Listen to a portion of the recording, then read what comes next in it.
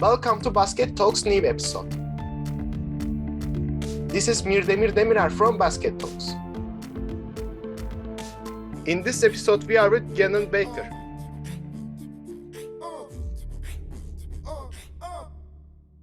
Hi, Coach. How are you? I'm doing good. How are you doing, Demir? I'm great too, and thanks for joining me. And I'm really excited right now. Thank you for talking with me for my Turkish and European audience. Yeah, you're welcome. It's an honor to be here, man. We both have red blood, and we both love basketball, so that should bond us. Yeah, so we all know you as a coach, but I want to learn something, your basketball career, your past basketball career. Right now, you are one of the best and first coaches in the individual training system. And I want to know when this interest began and how it has grown to where is it right now? I started playing basketball when I was 8. My dad was a high school coach, and I just worked at it by myself. Ended up playing for a Hall of Fame AAU organization called Boo Williams. I went to the famous 5-star basketball camp. My high school won a state championship. We beat Grant Hill's team. My junior year, my senior year, we were runner-up, beat Grant Hill's team again. I ended up getting over 31 Division I, some Division II scholarships. Played at Duquesne University, in Atlantic 10, was all freshman. Then I transferred to UNC Wilmington, started there for 2 years. Ended up coaching in college for 5.5 years, got a master's in kinesiology, coached Division I, Division II. I wanted to play again, so I got out of college coaching at the age of 28, and I went to play professionally in Iceland. So I played a year there, came back, got hurt. My foot had a tibial tendon injury, so I had to have surgery. That's when I started my training business. I prayed to God. I thought this is what God wanted me to do. Did that for about a year in a boot, had a cast on. Started my business with no social media and a cast. And so after about a year, I wanted to try to play one more time. So my agent got me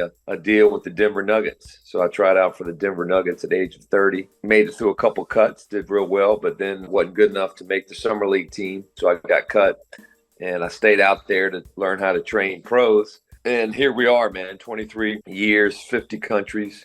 I'll be going to my 51st country in June in Singapore. You know, I've been to 6 continents, worked out world champions, Hall of Famers, 50, and I'm still doing it. So, blessing. Wow, thank you. And you are not stopping right now, right? You are continue to improve yourself as a coach, or you try to reach another countries, right? Yeah.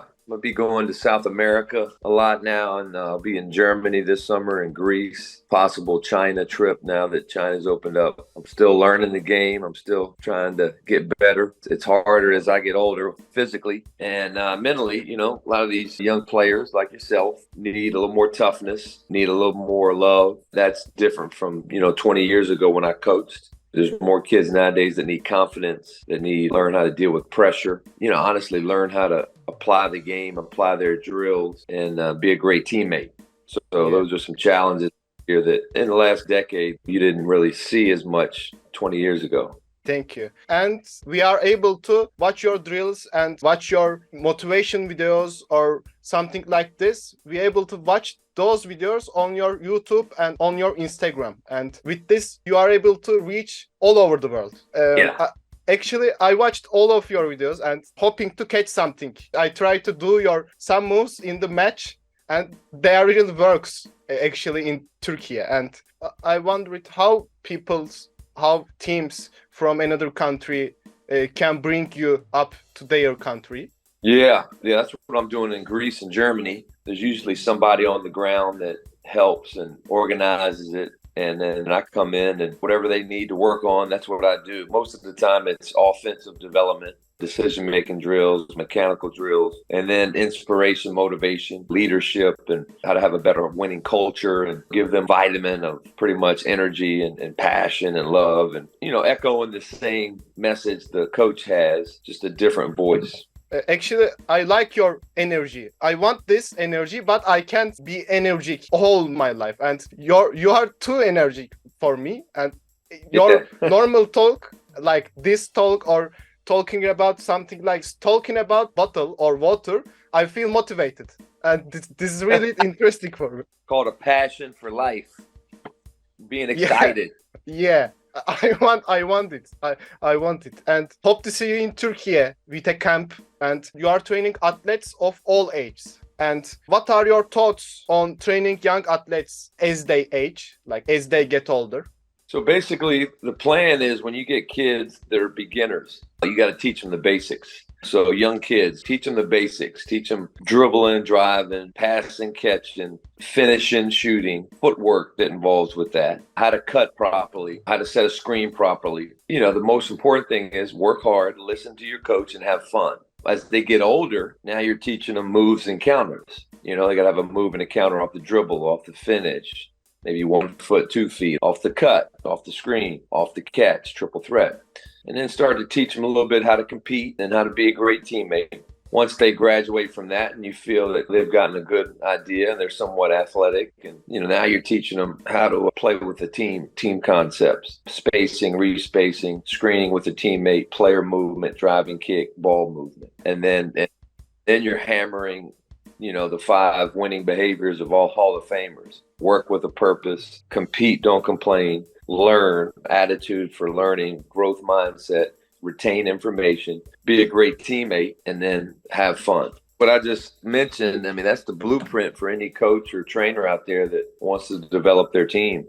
That's player development. And from there, you have the tactical stuff. You have transition offense, transition defense, special situation, sideline out of bounds, baseline out of bounds, matchups, you know, foul situations and all that offensively. So there's a process and a plan. In my experience, Europe has always had some of the best philosophies, the grassroots all the way up to the pro. No question, you know, our NBA, WNBA coaches are some of the most powerful and geniuses in the world. Yeah, and I think the player development training, like individual training, funnier and better than the team training, because sometimes we have some rules. One of us can't do that drill or always missing a layup. We are start doing suicide in an individual training. Yeah. we don't have a chance to this kind of rules. Yeah, and as you said, basics to whole details and whole professional moves. First step to last step, pro step. You have spent 30 plus years in this industry, and what is the biggest mistake that most young players make? The biggest mistake, there's a lot of them, but I would say not having a plan, not having a routine. You know, they get good information from coaches, and then they don't have a consistent work ethic. They don't get the reps in, therefore they don't learn. Therefore they quit, or they don't play with confidence, and they don't have as much fun. And they don't have that success. I always say repetitions equal your reputation. You want a good reputation, you got to work. If you want success, the mother of success is repetition. The father of success is grit.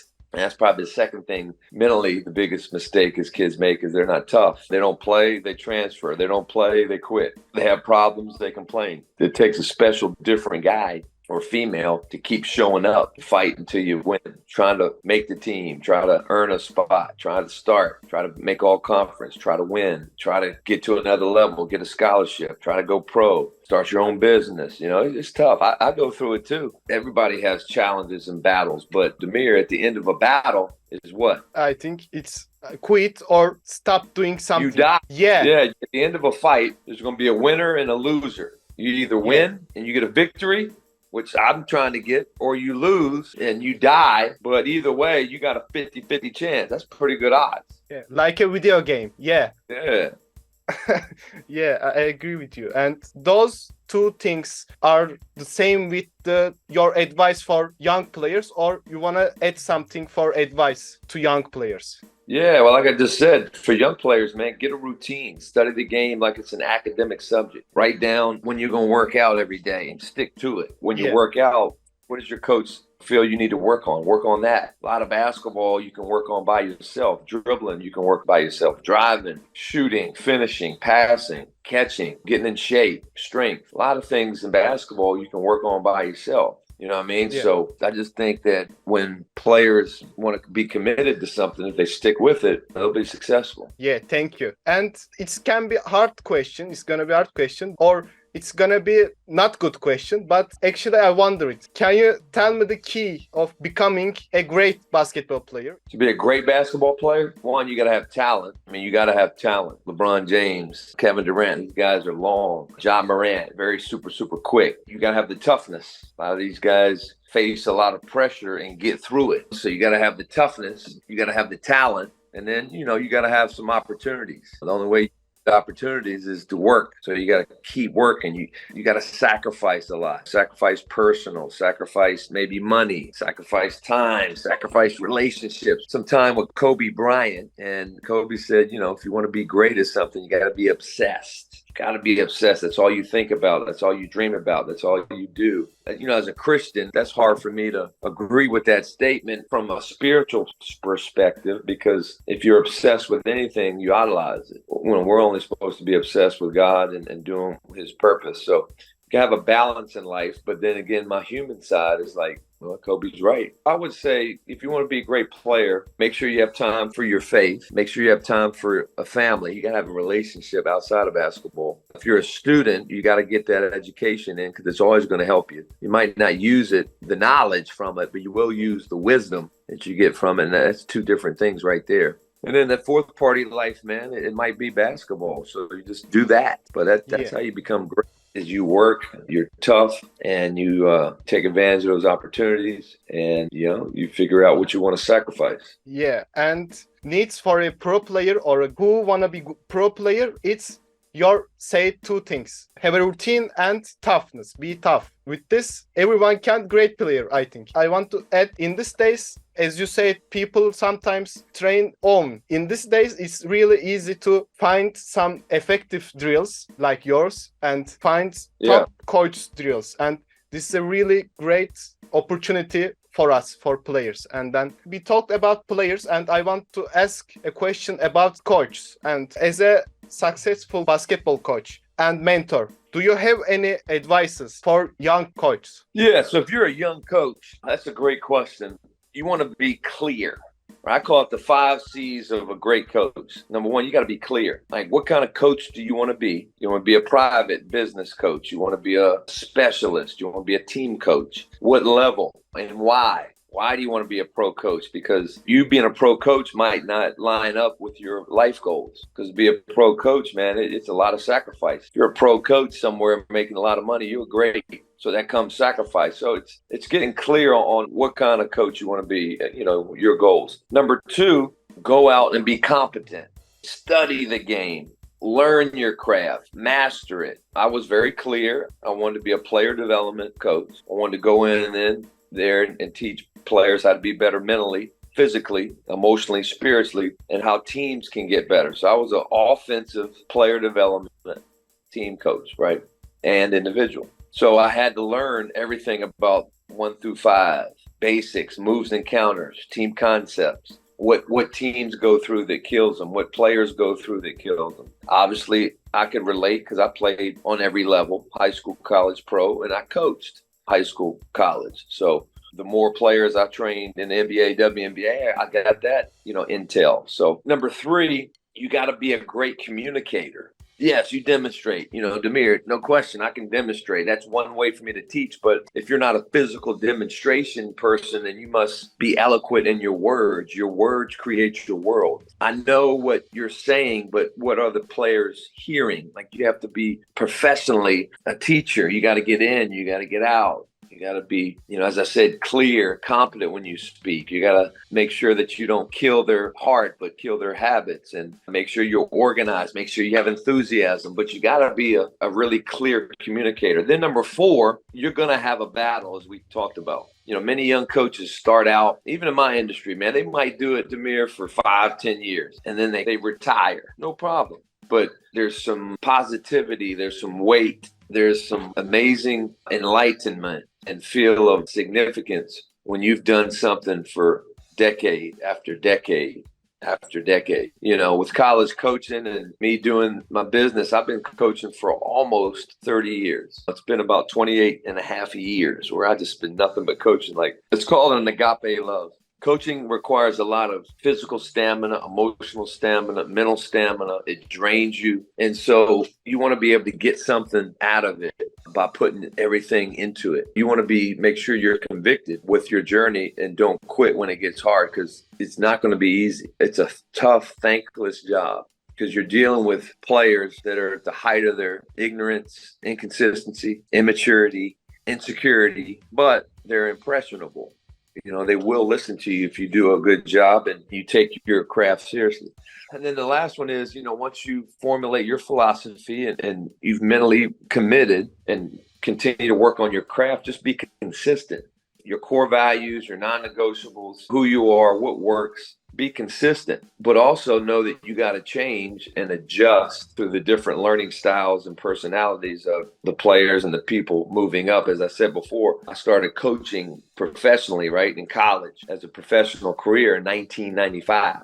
I don't coach the same way and approach kids the same way in 1995 that I do now. I do believe in core values. I do believe in some things they got to know. I do believe that my job back then was to teach them how to win in life and to win in basketball. That's what I study. That's what I teach. But the process is different. Thank you for all advices. They are really, I don't have a word to describe these advices. So Yeah. Let's move on to the final question. And this is one of my favorite questions because this is like a shortcut of all interview. And then, in your opinion, what are the musts of basketball? Well, as I said before, I think with any athlete or sport, you got to train your individual and team players physically, right? So physical is the skills, is the tactical, is the game, is the strength, conditioning, recovery, nutrition, and then mentally. This is the difference between 95 and now is coaches have to be more educated in how to positively impact a player's mind and a team's mind, teaching players and teams how to be more social, how to be more mature, how to have a higher emotional IQ, how to transfer emotions, how to process their emotions in a positive way that moves toward progress. Spiritually, man, like basketball will drain you. Being obsessed with anything will take a toll on you. And so you got to have an outlet for your stress. You got to find a way to get peace. You got to find a way to continue to get wisdom and have premonition of what decisions do I make. You got to have a way to get recharged and refueled. And so for me, it's God, it's reading the Bible, it's praying with my family. I just think people need a life source, a higher power, whether it be God or the universe or whatever, and then search for that kind of truth to find out what the truth really is. And then that will take away a lot of their fear. The truth fears no question. The truth will set you free. Yeah, and thank you for all answers and thank you for joining me. I recognize that I don't know anything about basketball after this interview. I feel like I learned from the bottom to learn 50% of basketball and life actually. And you touch about the life too in this interview. And thanks for all. And thanks for joining. You're welcome. Yeah, it's been fun, man. You, man. And hope to see you in real. Hope to see you in Turkey or somewhere in Europe. And see you. I'll be in Greece and Germany, so if I'm near you, man, come see me. Thank you. I love that. See you. In this episode, we are with Bob Billet. Thank you for your time. I hope you enjoy.